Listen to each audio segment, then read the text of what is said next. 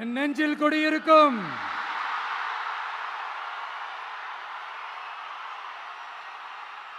உங்கள் அனைவருக்கும் என்னுடைய வணக்கம்.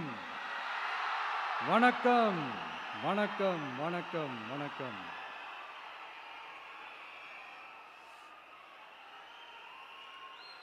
மிக மிக மிக முக்கியமான ஒரு நேரத்தில் நாம் இருக்கிறோம்.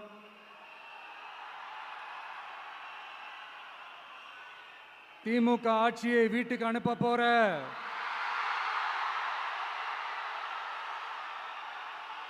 அந்த தேர்தலோட கடைசி பிரச்சாரம். ஸ்டாலின் சாரை வீட்டுக்கு அனுப்ப போற அந்த தேர்தலோட கடைசி பிரச்சாரம். இப்படிப்பட்ட ஒரு ஆட்சியை, அதாவது மக்களை சுத்தமா கண்டுக்காத இப்படிப்பட்ட ஒரு ஆட்சியை, இப்படிப்பட்ட ஒரு தலைவரை வீட்டுக்கு அனுப்ப போற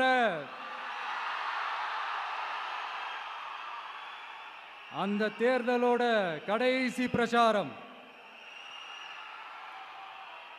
ஆமா, பின்ன இப்படிப்பட்டவங்களை வீட்டுக்கு அனுப்பாம பின்ன நான் கோட்டைக்கு அனுப்புவாங்க? எத்தனை எத்தனை பொய்யான வாக்குறுதிகள், பொய்யா சொல்லி மக்களை ஏமாத்திக்கிட்டு அவரோட லைஃபை மட்டும் நல்லா உயர்த்திக்கிட்டாரு. ஆனால் மக்களோட லைஃபை அவர் எப்படி உயர்த்தினார் தெரியுமா? வீட்டு வரியை உயர்த்திட்டாரு, தண்ணி வரியை உயர்த்திட்டாரு, தொழில் வரியை உயர்த்திட்டாரு, விலைவாசியை உயர்த்திட்டாரு, குப்பைக்கு கூட வரி போட்டாரு. இப்படி மக்களோட கஷ்டங்களை மட்டுமே அவர் உயர்த்தி வச்சிருக்கிறார். இன்னும் ஒரு படி மேலே போய், இன்னும் பல படி மேலே போய், தமிழ்நாட்டில் இதுவரைக்கும் எந்த கவர்மெண்ட்டுமே வாங்காத அளவுக்கு கடன், அவ்வளவு கடனை வாங்கி வச்சுக்கிட்டு அந்த கடன் சுமையும் உயர்த்தி வச்சிருக்கிறார். எவ்வளோ? 5-6 லட்சம் கோடி. இத்தனை லட்சம் கோடியை வாங்கிக்கிட்டு எத்தனை பிரச்சனைகளை சால்வ் பண்ணியிருக்கலாம். அட்லீஸ்ட் நம்ம இளைஞர்களோட அந்த கல்வி கடன் அதை ரத்து செஞ்சிருக்கலாம். சரி, இப்போ நம்ம விக்கிரவாண்டி மாநாட்டுக்கு போவோம். அந்த மாநாட்டில் நான் என்ன சொன்னேன்? நம்மளுடைய அரசியல் எதிரி யாரு? திமுக.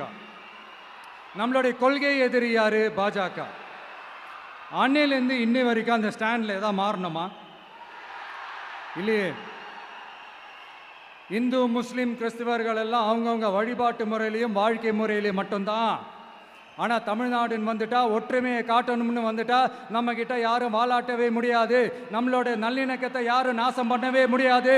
சொன்னமா இல்லையா? அன்னிலேருந்து இன்னி வரைக்கும் அந்த ஸ்டாண்டில் ஏதாவது மாறணுமா? 1 இன்ச்சு கூட மாறலையே.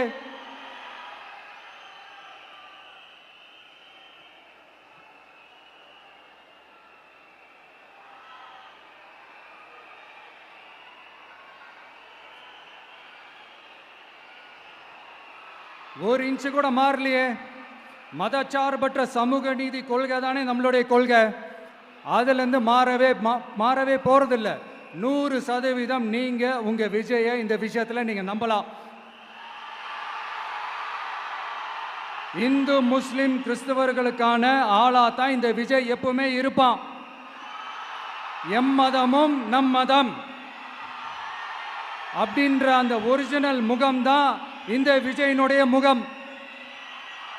இன்னொன்னு என்ன சொன்னோம்? A lion is always a lion.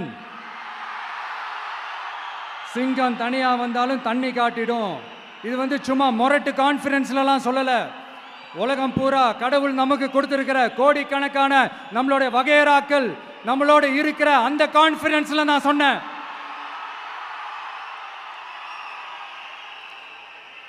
அதனால இந்த விஜய் ஒன்று சொன்னானா அதுலேருந்து மாறவே மாட்டான். சும்மா இந்த ஸ்டாலின் சார் மாதிரி எல்லாம் கிடையாது.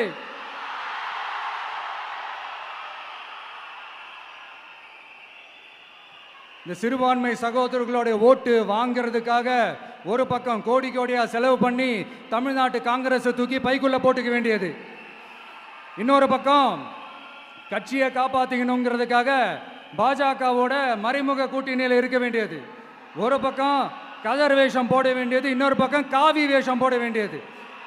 நான் முன்னாடியே சொன்ன மாதிரி திமுகவுக்கும் பாஜகவுக்கும் ஒரு அண்டர் கிரவுண்ட் டீலிங் இருக்குது. எப்போ சொன்னேன்? கிட்டத்தட்ட ஒரு 1.5-2 வருஷத்துக்கு முன்னாடி சொன்னேன். அன்னைக்கு சொன்னது இன்னைக்கு இந்தியா முழுக்க எதிரொலிக்குதா? West Bengal CM Mamata Banerjee madam இதைத்தானே சொன்னாங்க. இன்ஃபேக்ட் ஸ்டாலின் சார் பேரை மென்ஷன் பண்ணி அந்த குற்றச்சாட்டை சொன்னாங்க. இதுக்கு என்ன சார் பதில் வச்சு சொல்ல போறீங்க? ஸ்டாலின் சார் மக்கள் கிட்ட மாட்டிக்கிட்டு முழிக்கிறாரு.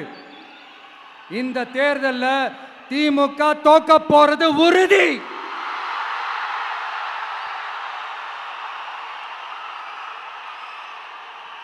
தோத்துட்டு அந்த ஆஃப்டர் எலெக்ஷன்ஸ் அந்த எஃபெக்ட் என்னவா இருக்கும்னு இப்பவே சொல்றேன்.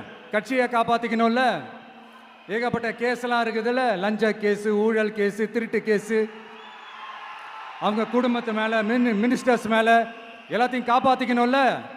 போய் மோடி அவர்கள் காலையும் அமித்ஷா அவர்கள் காலையும் திமுக விழுதா இல்லையான்னு பாருங்க. அன்னைக்கு தெரியும் மக்களே, சிறுபான்மை சகோதரர்களே, அன்னைக்கு தெரியும் இந்த திமுகவோட மொத்த சாயமும் வெளுக்க போகுது. அது மட்டுமா, பாஜகவோட முதல் அடிமை யாருன்னு போட்டி வேற. நீயா நானா, நானா நீயா, யாருக்கு யாருக்கும், இந்த திமுகவுக்கும் மற்றும் பல இருக்கும். அதனால சிறுபான்மை சகோதரர்களோட இந்த விஜய் கூடவே நிப்பான் நிப்பான் நிப்பான். அதுல எந்த மாற்று கருத்துமே கிடையாது.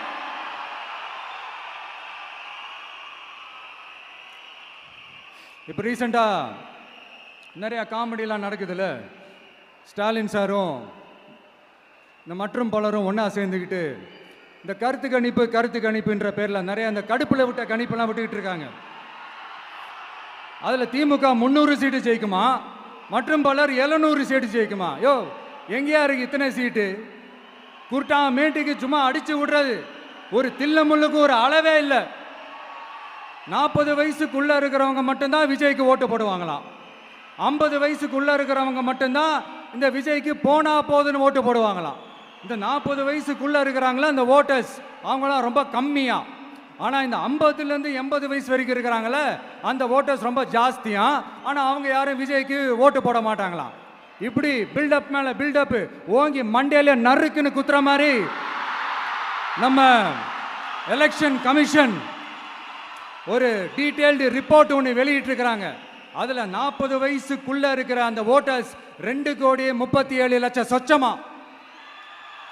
அதில் 50 வயசுக்குள்ள இருக்கிறவங்களையும் உள்ள சேர்த்துக்கிட்டீங்கன்னா 3,65,00,000 சொச்சமா. அந்த 3,65,00,000 சொச்சத்தில் 50 வயசுக்குள்ள இருக்கிற நம்மளோட அக்கா தங்கச்சிங்க மட்டும் எவ்வளவு தெரியுமா? 1,77,00,000 சொச்சமா. எங்கடா போனீங்க கடுப்புல விட்ட கணிப்பாளர்களே? எங்க போனீங்க? சும்மா டர்னா டர்தான்.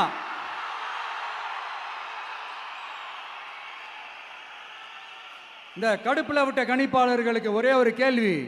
இந்த 60 வயசு மேல இருக்கிறவங்க, இந்த 70-80 வயசுல இருக்கிற என்னுடைய அம்மா, பாட்டி, அப்பா, தாத்தா, இவங்க எல்லாரும் நம்ம வீட்டு புள்ள விஜய், நம்ம வீட்டு புள்ள விஜி அப்படின்னு சொல்றதெல்லாம் உங்க காதுல விழலையோ? இந்த உண்மையெல்லாம் வெளியில சொல்லிராதுன்ட்டு 2 பேரும் நல்லா கவனிச்சு அமிச்சாங்களோ? அதனால இந்த கருத்து கணிப்பு, கடுப்புல விட்ட கணிப்பு, என்ன விட்டாலும் திமுகவும் இந்த மற்ற பலரும் மண்ண கவ்வ போறது உறுதி. அவங்களோட இந்த ஆட்சி கனவு, லஞ்ச கனவு, ஊழல் கனவு, கொள்ளையடிக்கிற கனவு எல்லாம் கதம் தான். இப்போ ரீசெண்டா பாண்டிச்சேரி எலெக்ஷன்ல, அந்த எலெக்ஷன் டேல கிட்டத்தட்ட 90% மேல போலிங் ஆயிருக்குது. விட்டா 100% ஆயிருக்கும் போல் இருக்கு. அதே மாதிரி போலிங் நம்ம தமிழ்நாட்டில் நடக்குதா இல்லையான்னு பாருங்க. அதனால மக்களே, உங்க எல்லாரையும் கையெடுத்து கும்பிட்டு கேட்கிறேன், பூத்துக்கு போய் ஸ்டாலின் சார் கிட்ட இருந்து நம்ம தமிழ்நாட்டை காப்பாத்தி ஆகணும், நம்ம ஜனநாயகத்தை காப்பாத்தி ஆகணும். என்ன பிஸியா இருந்தாலும், என்ன வேலையா இருந்தாலும், என்ன வெளியூர்ல இருந்தாலும், எந்த பூத்துல உங்களுடைய ஓட்டு இருக்குதோ அங்க வந்து தயவு செஞ்சு நம்மளுடைய விசில் சின்னத்துக்கு உங்க ஓட்டு போடுங்க. தயவு செஞ்சு உங்க விஜய்க்கு ஒரு வாய்ப்பு கொடுங்க. இந்த நேரத்தில் வெளிநாட்டில இருந்து பணம் செலவு பண்ணி ஃப்ளைட் டிக்கெட் புக் பண்ணி இங்க வந்து ஓட்டு போட வந்த நம்மளுடைய நண்பிகள் உங்கள் அனைவருக்கும் இந்த நேரத்தில் என்னுடைய நன்றியை தெரிவிச்சுக்கிறேன்.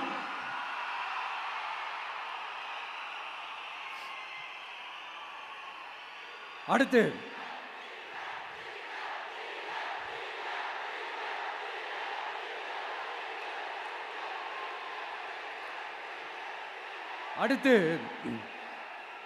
ஏதாவது ஒரு பிரச்சனைனா விஜய் வெளியவே வரமாட்டாராம்.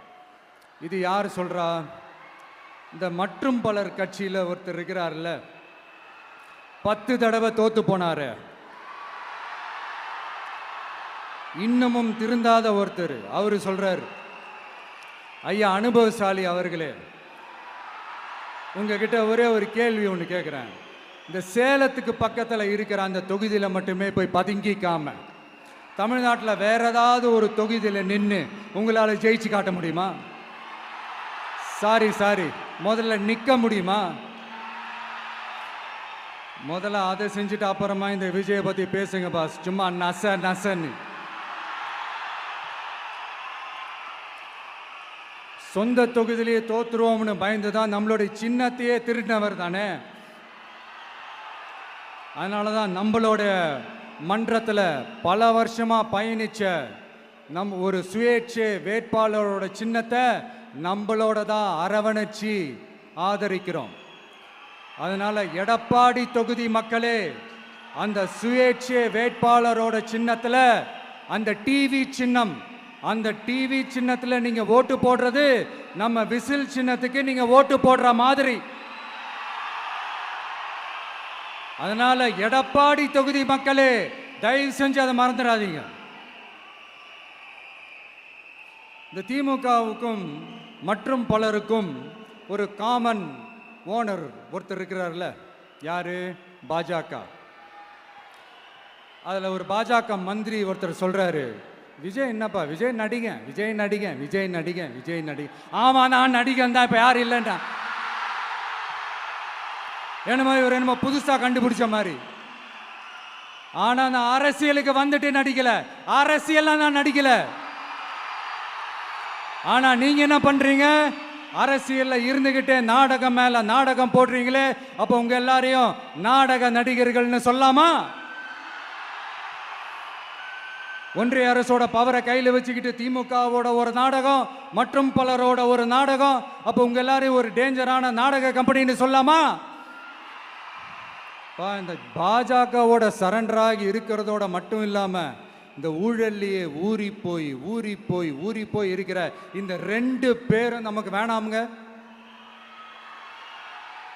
புதுசா ஃப்ரெஷ்ஷா ஒரு நல்லாட்சி கொடுக்கக்கூடிய, ஒரு மாற்றத்தை கொடுக்கக்கூடிய நம்மளுடைய டிவிக்கேவை நாம எல்லாருமா சேர்ந்து கொண்டு வருவோம், நாம எல்லாருமா சேர்ந்து கொண்டாடுவோம்.